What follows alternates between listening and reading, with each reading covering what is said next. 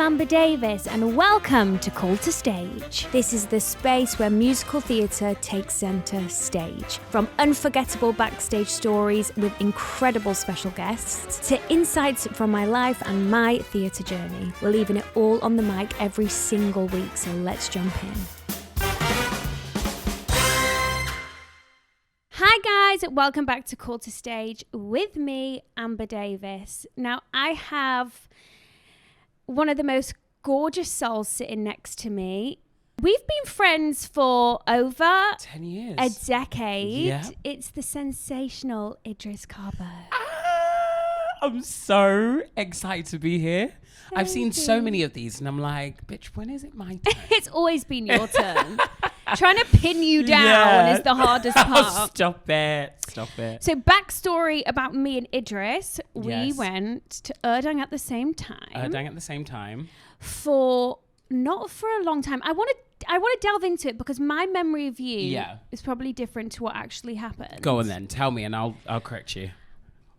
So I came into first year. Yeah. And you were in second year and you left. Yes. To do a job. Yeah. Was that true? That's true, yeah. So I left at the end of first year, and into the start of second year. And I started the Scotswell Boys, which was the Broadway transfer at the time into the Young Vic. Yeah. And then the West End. But imagine through Erdang, this was like, oh my gosh, a first year has booked a West End gig. Like your name was like Idriss. Stop. You know? And because I didn't really see you in college, you were like a bit of a mystery myth to me. Do you know what I mean? It kind of felt that way because I remember I left the school and I just remember like Remy and everyone sending me pictures of just my name and my face, like, you know, on the graduates board, which was so weird because I'd done basically a year there. But it was really hilarious every time I went back to like support like summer shows or grad shows and just seeing everyone. And just you did, like, didn't you? Yeah, I did loads. And you've kept a good group. Massively. Yeah. Those people are friends for life. Yeah. And my year was so close. And we loved each other so much, and we still do. Like, as you know, we're going to a wedding at the end of the year. Yeah, we are. Of a mutual friend from my year, and it's that consistency of people having babies now and stuff like that. And we're still in each other's lives, so that's how amazing that year was. And it shows to me how actually small this industry is. Tiny. We always cross paths. Always. You always. know, I know, always. Like, we won't go 6 months without me seeing you in the house. And Jade as well. Like, Jade. I remember, like, obviously your sister, again, having a separate relationship with her. Yeah. So it's insane how small it is a family. It really is. It is. A little Truly community. is. Yeah, proper community. Also, I just want to say a quick something because today the wonderful Sylvia Young passed away. Yes, and I sadly. know so many friends of mine, she changed so many people's lives. She really did. Including yours. Including mine. I didn't think I was going to get emotional, but I just remember being that little boy from East London with such big dreams and obviously no money, coming from very humble beginnings, and she took me in and gave me a place to be myself, to learn, to love, to fall in love with this industry at such a young age. And she did that for so many of us. Oh, God. So, yeah, it's just really sad because she's kind of like all of our grandmothers in many ways. And, like, she's been such a mother to me over the years. And I just love and owe that woman so much of my life and so much of my chosen family and friends that I have now for life. And that's what that school was. It was a true testament to her, you know, the love and the compassion that she led with trickled down to the students and everyone that was around. So. And today just feels like a really sad and heavy day. You see the impact for sure. she made on so many people's lives. Yeah, so many. You know, I never met her ever. I came from a small town in North Wales, and from a young age I always wanted to be a Sylvia girl. Honestly, wearing that uniform was like a badge of honor. Yeah. And she would tell you that when you joined the school. She was strict, and she would always be like, you're representing like a renowned name, which it was. And I remember going to John Lewis on Oxford Street, because that's how bougie it was. That's where you get our uniforms from. Oh, really? Yeah, babe. Oh, yeah. No messing about. All uniforms was from John Lewis in Oxford Street. And we got the train down, and I just just remember putting on that red jumper for the first time and I was gagged. Yeah. Like, oh my God, I'm a Sylvia's boy. Like, this is insane. And you're quite a stamp for Sylvia. I think so. Oh, So that's in my lovely. mind, I anyway. love you for that. In my mind. Yeah, like she definitely supports a lot of the kids that go on and continue their careers and are successful, like Leighton and John McCree and people like that. So yeah, Giovanni Fletcher. Yeah, Something gorgeous. yes, yeah. Like there's so many. So I just so wanted to say, you know, we're thinking of Sylvia's family and her students and past students. Her daughters Alison and Frances Raphael as well, icon in the industry. So yeah, everyone, the entire Sylvia's family. Yeah. Just I thought when it happened today, I thought, oh, Annie's, you coming to see I know. Right. Insane. Let's talk burlesque. Burlesque. Firstly, can I ask you this question? Yeah. Before a show, have you got any quirky pre-show rituals? Yeah, my quirky pre-show ritual is praying. I always pray. It's like a meditation. Okay. Like I take a second, I just exhale. Sometimes I'll lie on the floor just so that I'm grounded. And I'll just say a little prayer. One to my mum and one to universe, higher power, God, whatever you believe in. And that really just sets me up. I like that. It really does. It calms me. It centers me. Yeah, it's the best. Are you religious? Yeah, I grew up in a Christian household. Oh. I would say like I pray and I practice the faith sometimes, but like I am definitely more spiritual and more universal. Yes, energy. As I've grown up and as I've gone on to be older. Yeah. Okay, I love that. So Burlesque, it's currently at the Savoy Theatre. Do you like the Savoy? I love the Savoy. It's I did iconic. my debut in the Savoy. I know you did. Anyone that goes into the Savoy now, I'm like, oh, we're basically family. Yeah, absolutely. It's such a special place. Yeah. And I remember seeing Legally Blonde there, and it's my favourite musical of all time. And I remember going to the Savoy for the first time and just like, oh, I want to be here one day. So it's so full circle being on that stage now. You know, you get a discount for the hotel. I didn't know that. Yeah, you do. Babe, I'm running that bill up then. Yeah, there was one time I was so hungover. I like walked into the lobby and I was like, I need a room. And they gave you a discount? Yeah, they gave me a discount because I literally worked in a theatre. Savoy, catch me outside. I'm running up that bill. That's insane. Now I know that. So, you were not involved in the first Manchester section. No. But which was crazy, I was asked quite a bit to audition for the workshop. Okay. But obviously I think I can't remember what I was doing at the time. I was either like filming Snow White or I just finished filming Snow White and I had a couple of gigs after that. So I just couldn't, it was just something that I couldn't do. Yeah. So it's funny how like it, you know, things, it disappear and they go into thin air and then they come back and find you and it's perfect timing. Yeah. So that's kind of what happened with this. Amazing. Yeah. So audition came through into your inbox. Yes. Did it? Yeah. Did you audition? What for? No. Burlesque. No.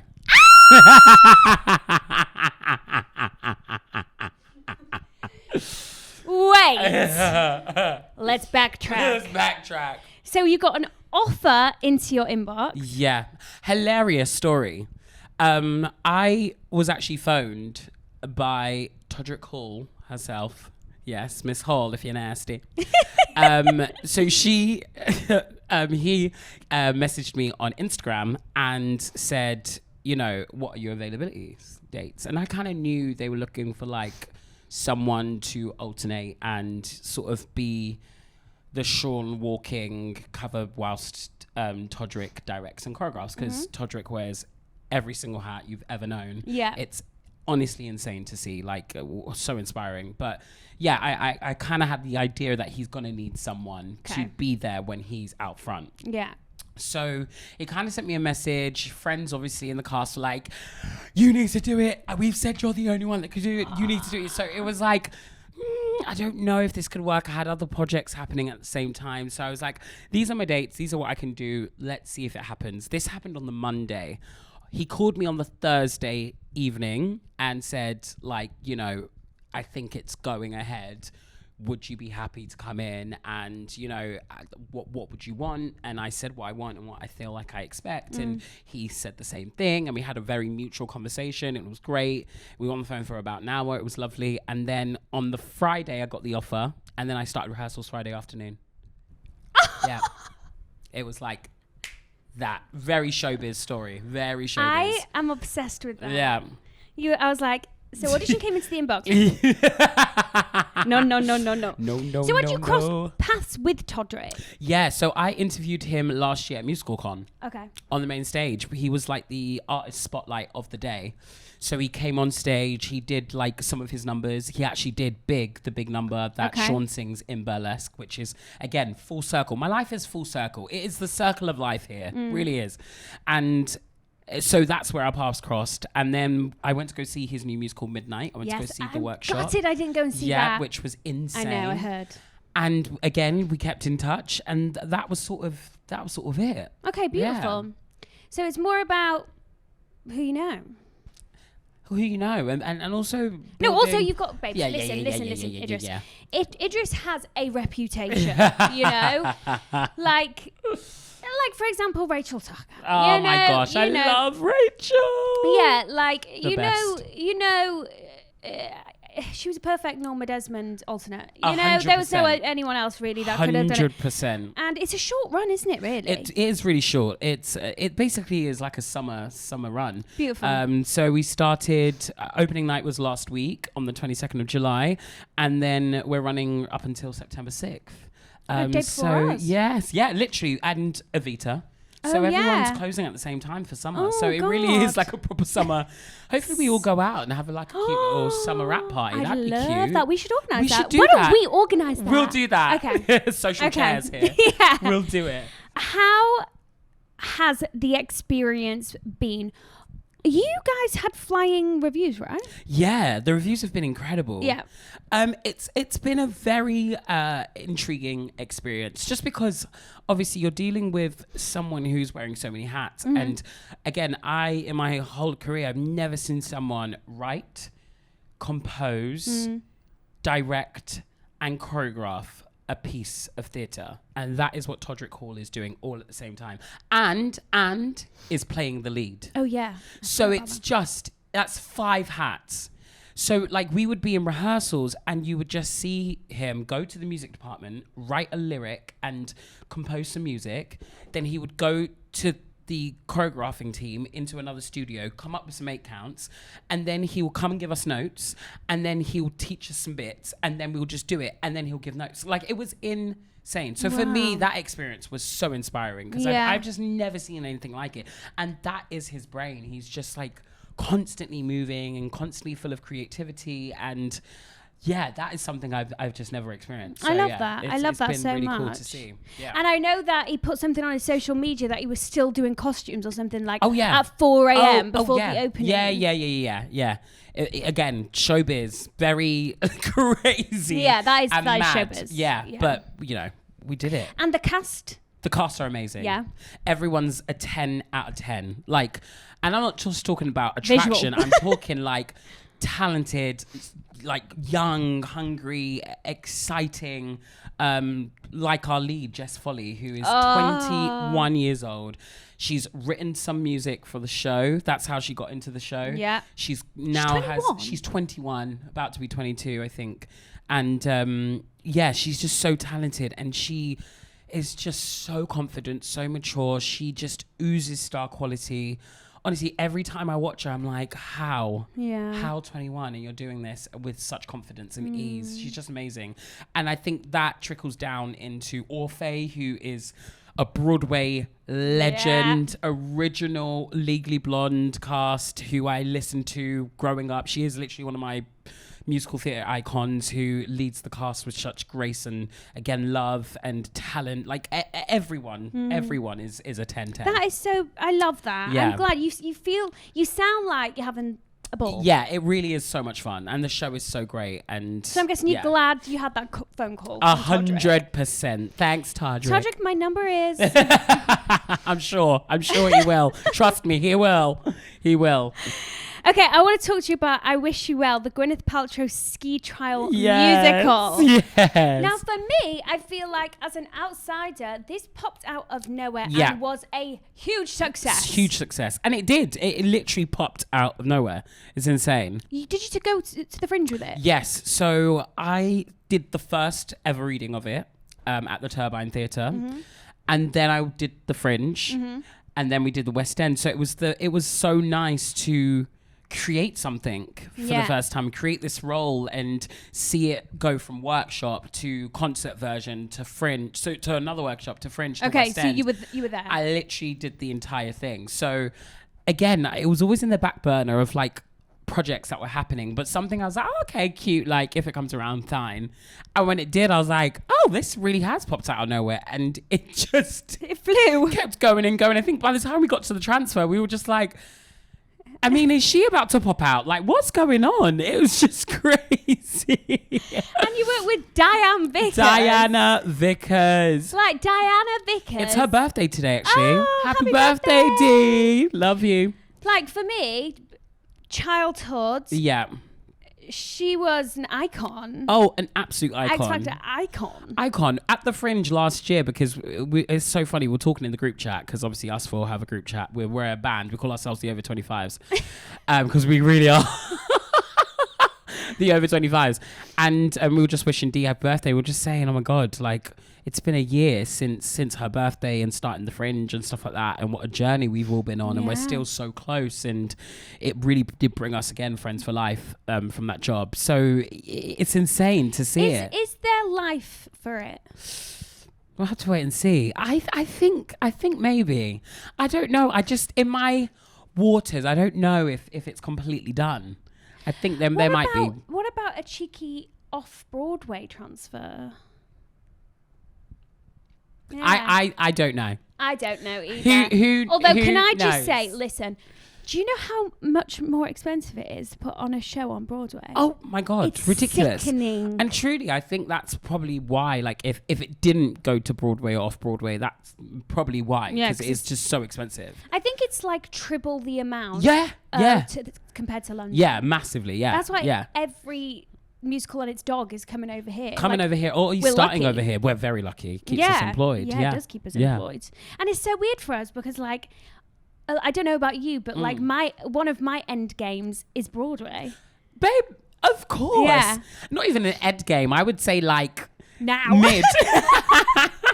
Like next contract. Mid, please. Like, yeah, Broadway has always been the dream. And when I have like so many mood boards at home and stuff, and you know, dreams and aspirations, Broadway's right there in the center for sure. Well, I wonder if I Wish You Well. Who knows? I mean, we'll Paul see. Taylor Mills. Come on. Wicked. Yes. I saw you as Bach. You did. I loved it. I remember. So you did. Love you. Audition came through. Audition comes through. How old were you? I was 20 at the time. I remember you being a baba. Yeah, I was a baby. I was playing Donkey on the Shrek UK tour. We'll talk about that. Oh, yes. We have a little link Oh, in that. we do have a little link in that. So, yeah, I was playing Donkey at the time, and I was coming towards the end of my long run. I was on that show for 24 months. It raised me. 24 months on the road was... I haven't been on tour since, so you know. It was an experience. Girl, I feel you. And I remember with my agents and stuff, you know, when you sign on with an agency and they say, well, like, where do you see yourself? What do you see yourself doing? And I remember one of my biggest things were I would really love to be Bach. And I know that it's never happened before. Yeah. I know someone like me and a person of color has never played the role, but I just see myself doing it. Like, it was just one of my goals at the time. So I remember Playful Productions were producing the UK tour at the time, and auditions were rolling through for the 10th anniversary. I was coming to the end of my contract, so it was kind of perfect. But again, you know, you just don't think anything of it. Yeah. So I get the audition through, I go in, and then we just so happened to be in Wimbledon doing Shrek. Oh. So the entire team came to watch a matinee whilst I was on. Yeah. Stars fell in line. Stars really fell in line. So whilst I was auditioning, the team saw me on as Donkey, and then they just kept calling me back. And I remember every time I went in, I was just like, this is a joke. Surely. Like, there's just no way. It's wicked. Like, it's wicked. And then I just remember being in the finals, looking around, and I was the only person of color sat there. And I even thought it was more of a fluke. And I was just like, this is just not going to be me. I saw some boys that were in the show already that were covers auditioning for the role. And I just thought that makes sense, surely. And then 2 weeks went by and I'll never, ever, ever forget it. I was getting ice cream with a guy I was dating at the time. And he left me and then I went to a Pret. And as I sat down at this Pret, I got the phone call and that was it. So you were the first person of colour to play the role Bach? ever. Yeah. On Broadway? Ever on Broadway. And in a principal capacity, yeah. Ah! I didn't know that fact. Yeah, at the 10th anniversary, yeah. Babes, ever. Look, I got goosebumps. Yeah. To wear that hat. You're going to make me cry. Honestly, I have complete goosebumps. Yeah, I know. You I'm can so retire. teary, this whole thing. Oh. Today has just been a proper full circle day. I know. Yeah, it was just the best year of my life. 2016 to 17. It was just like, wow, life-changing. Yeah. It really was. It was the 10th anniversary. Obviously, Rachel Tucker was Elphaba, and I had been a fan of Rachel for so many years and her Elphaba. Naturally.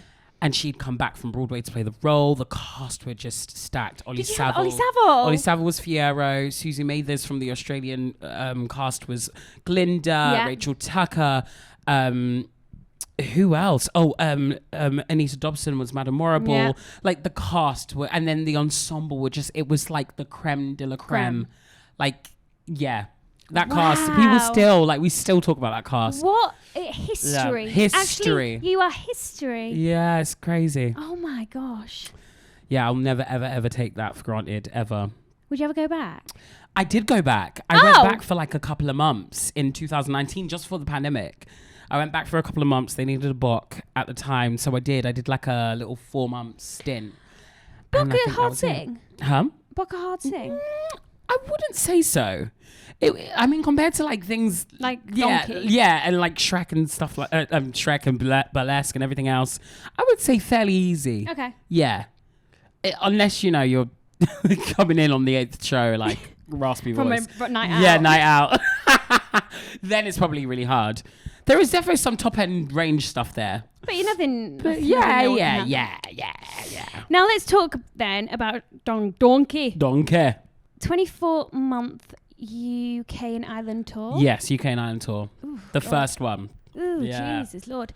Well, that's why we went everywhere. This is how our paths cross once again. My little cousin, Millie, was Idriss's little Fiona in Liverpool. Insane. It was actually, Millie. She did her professional debut before me. Yeah. Superstar runs in the family, have to say. Now she's no longer in the industry. When I say Millie, she's 19 now. I Millie, know. What do you want to be? I saw she came and visited you the other day. She's beautiful. Insane. I said, what do you want to be, Mel's entrepreneur? Of course. Was this one the first breakout for you? I would say as an adult, yeah. As an adult, it was definitely a breakout. Face on the poster. Yes. Face on the poster, outside the marquee, all of that craziness on the buses. It was mad.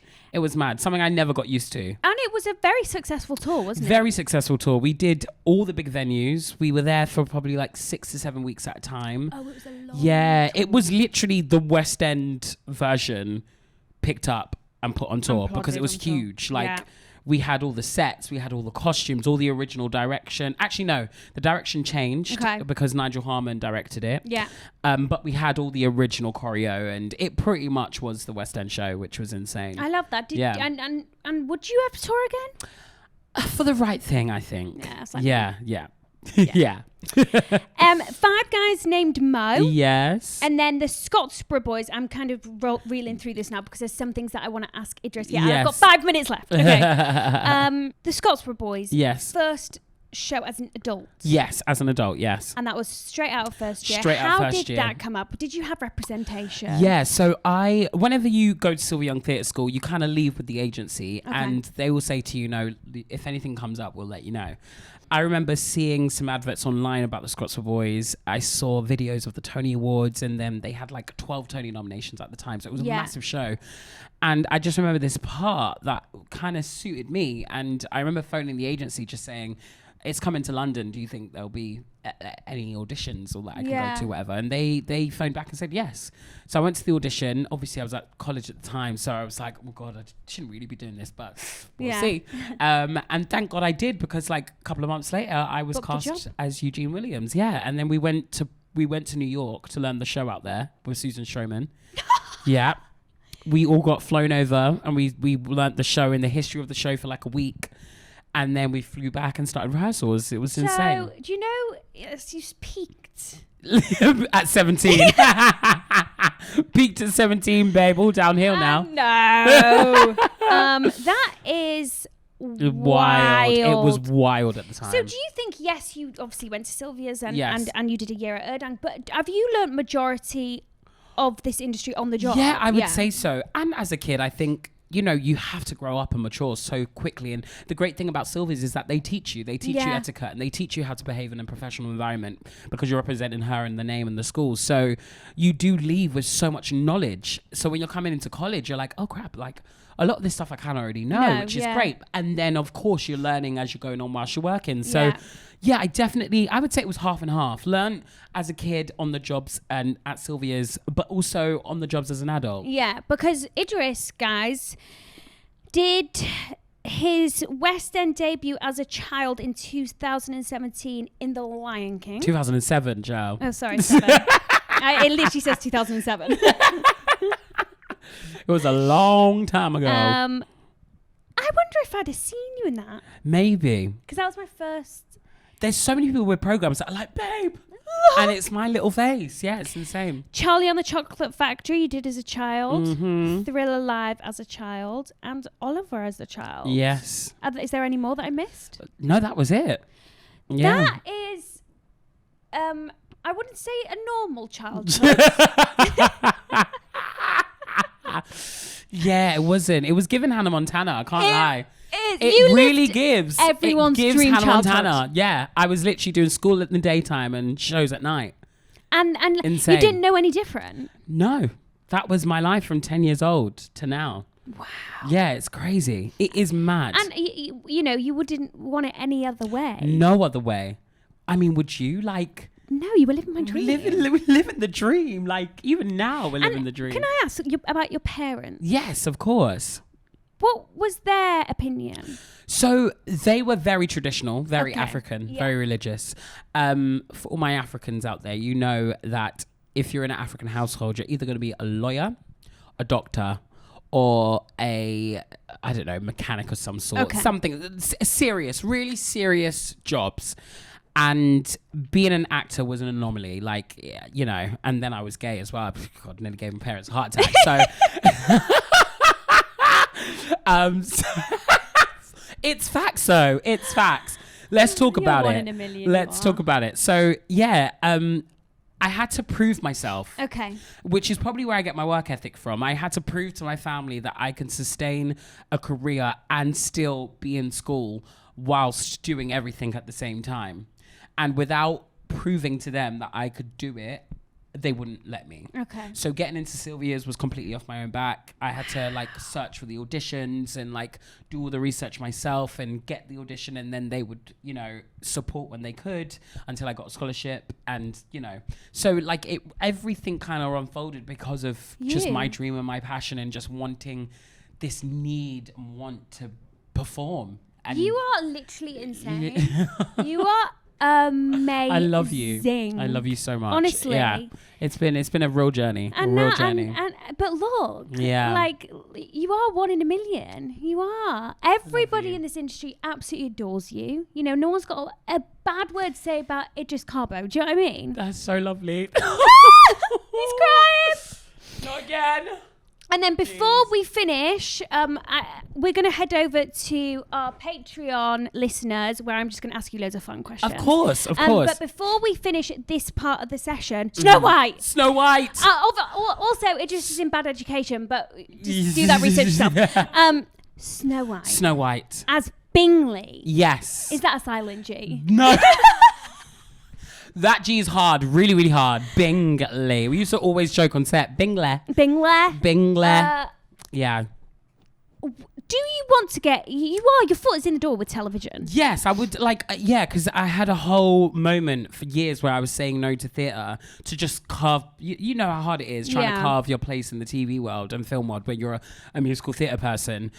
So I just sort of like started again. It was in 2017. Okay. 2018. I just finished Five Guys Named Mo. I got a new agent. I went to acting classes. I did self-tape classes. I just was like focused and trying to build some sort of, profile in TV and film. And slowly and surely I got there, did a load of guest episodes on like Bad Education, Casualty, Doctors, Years and Years. And so there was a load of little bits there. And then finally I got a role in Snow White. And it was like, okay, like this momentum, has worked out. Yeah, and work creates work. Work creates work, exactly, and experience. So, that casting was so weird. It came out of nowhere again. Okay. And it was very quick. I did about 4 auditions. A self-tape? I did a self-tape. I did a recall and another recall the day after. And then I did a Zoom with all the Disney execs and cast and directors. Like, there was like 20 of them in one call. It was crazy. And then I remember, I think it was like the day after Boxing Day, I got the call that I got the job again. Fell to the floor, was a mess. Couldn't believe it. Oh my gosh. And then we started the January after. And can I just ask, as a whole, like, how would you describe filming like a Disney film? Like what? Amber, dream come true. Yeah. Like, I am a Disney kid through and through. Like, you don't understand. Like, High School Musicals, Cheetah Girls, like, That's So Raven, Lizzie McGuire, Hannah Montana, all of it. That was my childhood. I grew up watching all of those programs, singing all of those songs, the TV shows, the campery, all of it. And I just always wish to be on a parking lot, on a table, dancing and singing a cheesy Disney song. Yeah. You know exactly what I'm talking about. Like, one of those ensemble. Do you know what I mean? Yeah. And we got to do that on Snow White. And I remember it was me and Rachel. just my pal, Rach. Me and Rachel, because Rachel's a massive Disney fan as well. And we were rehearsing the finale number. And we'd spoken for ages about how much we love like the High School Musical franchise and stuff. And we would turn to each other when we were doing like Good Things Grow and be like, this is our High School Musical moment. We'd just be like holding each other like, this is it, we've made it. And that's what every day on set was. It was a real Disney set. Like, it felt like I was at Disneyland every day. It was amazing. I love that. Well, I'll have to introduce you to Corbin Blue. Please. Oh my God. Freedom. I got him in Freedom. Babe, I saw. He was on a pole, wasn't he? Yeah. And then you did like a Wildcats warm up, and I nearly passed out. That man is my hero. Before he leaves, I'll introduce you to him. But you are amazing. You are. I love you so much. Honestly, this has been so wholesome. Been good for my heart. Thank you for listening, and if you're a Patreon listener, stay tuned. Yes. Love you, bye. Love you, bye.